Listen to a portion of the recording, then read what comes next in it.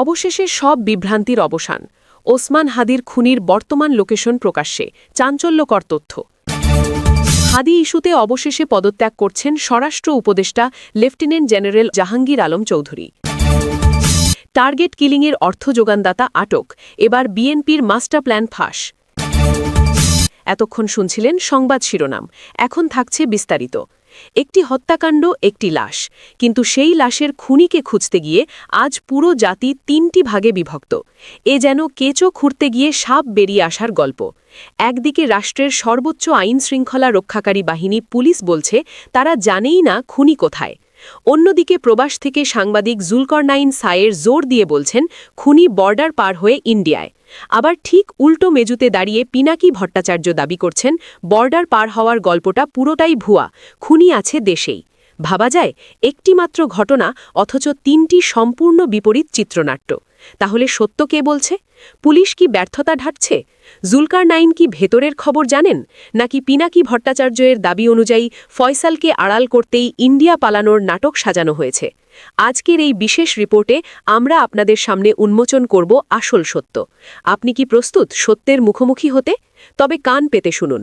শুরুতেই আসা যাক গত ২১শে ডিসেম্বর সেই জরুরি সংবাদ সম্মেলনের দিকে। স্বরাষ্ট্র মন্ত্রণালয়ে কথা বলেছেন অতিরিক্ত আইজিপি খন্দকার রফিকুল ইসলাম এবং ডিবি প্রধান শফিকুল ইসলাম। পুরো জাতি আশা করেছিল পুলিশ হয়তো বলবে ফয়সালকে আমরা ট্রেস করেছি বা সে অমুক জায়গায় আছে। কিন্তু পুলিশ যা বলল তা হতাশার চেয়েও বেশি রহস্যজনক। অতিরিক্ত আইজিপি স্পষ্ট ভাষায় জানালেন ফয়সালের শেষ অবস্থান নিয়ে তাদের কাছে কোনো সুনির্দিষ্ট তথ্য প্রমাণ নেই। সে যে দেশের বাইরে চলে গেছে এমন কোনো নির্ভরযোগ্য তথ্য তাদের হাতে নেই। এখানে পুলিশ দুটি অত্যন্ত গুরুত্বপূর্ণ শব্দ ব্যবহার করেছে। প্রথমত, সুনির্দিষ্ট তথ্য নেই, অর্থাৎ ইন্টেলিজেন্স বা গোয়েন্দারা জানেন না শুটার আসলে কোথায়। এবং নাম্বার ২ হচ্ছে নির্ভরযোগ্য তথ্য না থাকা, অর্থাৎ মিডিয়া বা সোশ্যাল মিডিয়ায় যা রটেছে সেটাকে পুলিশ এখনও অফিসিয়ালি রিলায়েবল বা বিশ্বাসযোগ্য মনে করছে না। পুলিশ আরও একটি হাইপোথিসিস বা ধারণা দিয়েছে। তারা বলছে প্রাথমিক ধারণা হচ্ছে রাজনৈতিক উদ্দেশ্যে এই হত্যাকাণ্ড হতে পারে। ব্যক্তিগত কোনো আক্রোশ বা উদ্যোগ এখানে নেই। কিন্তু কোন রাজনৈতিক দল? পুলিশ বলছে আমরা এখনও স্পেসিফিক কোনো দলের সম্পৃক্ততা পাইনি। পুলিশের এই বক্তব্য কি তাদের অসহায়ত্ব প্রমাণ করে না, নাকি এটি তাদের কোনো কৌশল? অপারেশন ডেভিল হান্ট ফেজ 2 চলছে, কিন্তু রেজাল্ট শূন্য। পুলিশ যখন বলে সে বিদেশে গেছে কিনা আমরা জানি না, তখন সাধারণ মানুষের মনে প্রশ্ন জাগে, তবে কি বর্ডার ও ইমিগ্রেশন সিস্টেম পুরোপুরি কলাপস করেছে, নাকি পুলিশ জেনেও কৌশলগত কারণে চুপ আছে? এবার মুদ্রার উল্টো পিঠ দেখা যাক।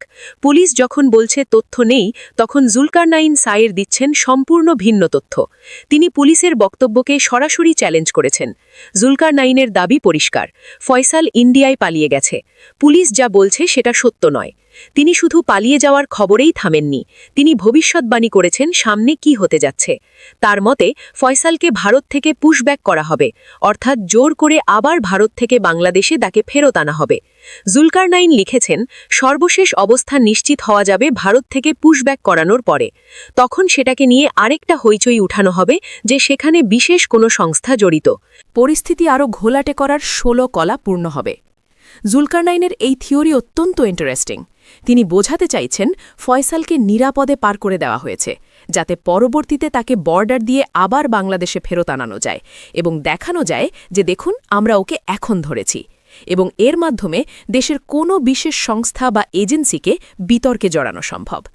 জুলকারনাইনের এই বক্তব্য যদি সত্যি হয়, তবে বুঝতে হবে পুলিশ অন্ধকারে ঢিল ছুড়লেও জুলকারনাইনের সোর্স বর্ডারের ওপারেও সক্রিয়।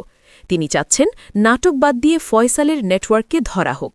আবার এমনও হতে পারে জুলকারনাইন নিজেই পুলিশকে বিভ্রান্তির মধ্যে ফেলছেন বারবার।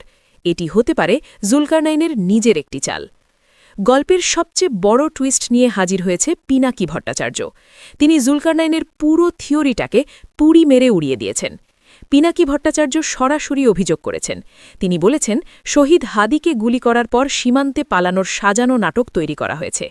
আড়ালেই রইল সেই প্রকৃত শুটার। পিনাকির যুক্তি খুবই ধারালো। তিনি বলছেন ফয়সাল এখনও দেশেই আছে, যেন তাকে ধরা না হয় সেটা নিশ্চিত করতেই জুলকারনাইন সায়ের মিথ্যা প্রোপাগান্ডা ছড়িয়ে পুলিশ এবং জাতিকে নিরুৎসাহিত করছেন। লক্ষ্য করুন, পিনাকি ভট্টাচার্য এখানে জুলকারনাইনকে অভিযুক্ত করছেন। তিনি বলছেন, হালুয়াঘাট সীমান্ত দিয়ে পালানোর গল্পটা একটা ডিস্ট্র্যাকশন বা মনোযোগ সরানোর কৌশল।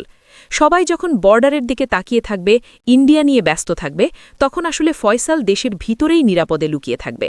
পিনাকির মতে, জুলকারনাইনের এই ইন্ডিয়া পালানোর গল্প আসলে পুলিশকে অলস করে দিচ্ছে। পুলিশ ভাবছে, আসামি তো ইন্ডিয়ায়, আমাদের আর কি করার আছে। পিনাকি বলতে চাইছেন, ফয়সাল দেশেই আছে, তাকে খুঁজলেই পাওয়া যাবে। প্রিয় দর্শক, আমরা এখন এক অদ্ভুত গোলকধাঁধায়। পুলিশ জানে না ফয়সাল কোথায়। জুলকারনাইন বলছেন, ফয়সাল ইন্ডিয়ায় এবং তাকে নিয়ে নাটক হবে। পিনাকি বলছেন, ফয়সাল দেশেই আছে এবং জুলকারনাইন মিথ্যা কথা বলছেন। তাহলে আসল সত্য কি? যদি ফয়সাল ইন্ডিয়ায় থাকে, তাহলে পিনাকি কেন এত কনফিডেন্টলি বলছেন সে দেশেই আছে? আর যদি ফয়সাল দেশেই থাকে, তাহলে জুলকারনাইন কেন তাকে ইন্ডিয়ায় পাঠাতে চাইছেন? আর পুলিশ, তারা কি সত্যিই কিছু জানে না, নাকি তারা এই দুই ইনফ্লুয়েন্সারের তথ্যের মাঝখানে কনফিউজ? গুঞ্জনটা শুরু থেকেই ছিল। অবশেষে ওসমান হাদির হত্যার পেছনে মির্জা আব্বাসের নামটা জড়িয়েই গেল। ঢাকা ব্যাংকে ওসমান হাদির খুনির অস্বাভাবিক লেনদেনের খবর সামনে আসায় বিষয়টি নিয়ে হচ্ছে চুলচেরা বিশ্লেষণ। এই ঢাকা ব্যাংকের মালিকানা মির্জা আব্বাসের। সে ব্যাংকেই শুটার ফয়সালের অ্যাকাউন্টে ১২৭ কোটি টাকার লেনদেন হয়েছে। মির্জা আব্বাসের বিরুদ্ধে শুরুর দিকে অনেকের সন্দেহের তীর ছিল, কারণ আব্বাসী ঢাকা ৮ আসনে হাদির সবচেয়ে বড় প্রতিপক্ষ ছিলেন। কিন্তু হাদির খুনিরা ভারত পালিয়ে গেছে এমন গুজব ছড়িয়ে ঘটনা উল্টো দিকে প্রবাহিত করার চেষ্টা হয়েছে বলে বলা হচ্ছে। এর পেছনে বিএনপিপন্থী সাংবাদিক জুলকারনাইন সায়েরের সম্পৃক্ততা সামনে আসছে। মূলত সায়েরই হাদির খুনি ভারত পালিয়েছে বলে তথ্য দিয়েছিল, কিন্তু পরে জানা গেছে ভারতে পালানোর কোনো সুনির্দিষ্ট তথ্য নেই। মূলত সে ঘটনার মাধ্যমে মির্জা আব্বাসের থেকে সন্দেহের তীর সরিয়ে দেওয়া হয়। এদিকে উমর আমিনী নামের এক অ্যাক্টিভিস্টের ফেসবুক স্ট্যাটাস নিয়ে তৈরি হয়েছে আরেক ধূম্রজাল। আমিনী তার এক ফেসবুক পোস্টে লিখেছে, সম্ভবত ফেঁসে যাচ্ছে মির্জা আব্বাস। তার ভাষায় যা শোনা যাচ্ছে, যদি সত্যি হয় তবে মির্জা আব্বাসের রাজনৈতিক ক্যারিয়ার তবে এখানেই শেষ। হাদির খুনি সম্ভবত দেশেই আছে। আওয়ামী লীগের কাঁধে ভর করে নিজের পথের কাঁটা দ্রুত সরাতে গিয়ে সম্ভবত ফেঁসে যাচ্ছে বিএনপি নেতা মির্জা আব্বাস। আব্বাসী বা কেন প্রথমে হাসপাতালে গেল? আবার হাদির জানাজায় অনুপস্থিত মির্জা আব্বাস। ওসমান হাদি ছিল মির্জা আব্বাসেরই প্রধান প্রতিদ্বন্দ্বী ঢাকা ৮ আসন নিয়ে। ভারতে পালিয়ে যাওয়ার মিথ্যা নাটক সাজিয়ে মানুষের দৃষ্টি ভিন্ন খাতে নেওয়ার কৌশলটাই সন্দেহকে দ্রুত ঘনীভূত করেছে। কোনো রাঘব বোয়াল নেপথ্যে না থাকলে চেকগুলো তদন্ত করলে বের হয়ে আসবে আসল সত্য। আব্বাস ফেঁসে গেলে পরিস্থিতি ভয়াবহ রূপ নেবে। অবস্থার দৃষ্টে মনে হচ্ছে আইন শৃঙ্খলা বাহিনীও আছে অদৃশ্য কোনো এক চাপে। শরীফ ওসমান হাদি হত্যা মামলার তদন্তে ঢাকা মহানগর পুলিশ এখনও ঘটনাটির পূর্ণাঙ্গ চিত্র দাঁড় করাতে পারেনি।